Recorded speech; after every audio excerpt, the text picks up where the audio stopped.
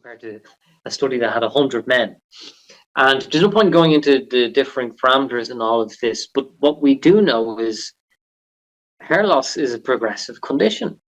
And anyone who takes finasteride or the last resort dutasteride continues to lose their hair. Ask any doctor. I'm sure you've seen the same thing and you'll agree.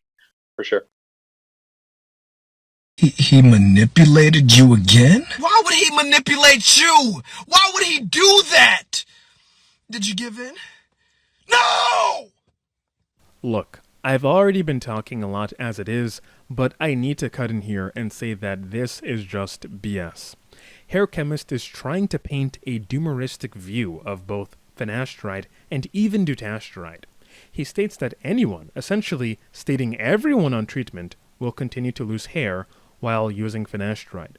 He even says, in a weird way, the quote-unquote last resort dutasteride will also continue to lose hair. So this guy is pretty much trying to get you, the audience, to accept that there isn't that much you can do, and that there's this sort of inevitability for people who have androgenetic alopecia to continue losing hair.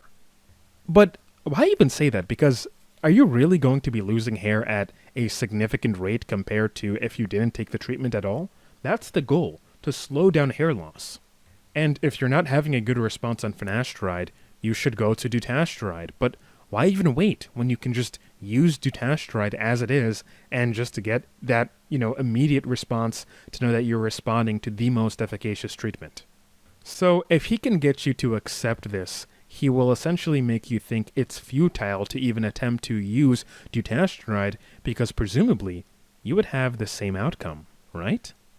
Now, I could sit here and tell you about all the studies like Olson et al. 2006, which I will later on go into, but this study shows the superiority of dutasteride between 0.5 milligram up to 2.5 milligram versus 5 milligram of finasteride and placebo. Also, I could even show you studies that show how dutasteride improves hair counts more than finasteride.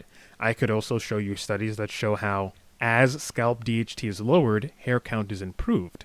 There was even that one case report by Dr. Rodney Sinclair and Dr. Ann Boyapati titled, quote, Combination Therapy with Finasteride and Low-Dose Dutasteride in the Treatment of Androgenetic Alopecia, unquote, that showed how in a man losing hair after 4 years on finasteride, despite originally benefiting from the medication in the beginning, a singular dutasteride pill was added to his regimen alongside finasteride at 1 milligram daily. So they introduced one 0.5 milligram gel capsule dutasteride once a week, alongside 1 milligram finasteride daily. And this helped grow his hair back in the thinning areas.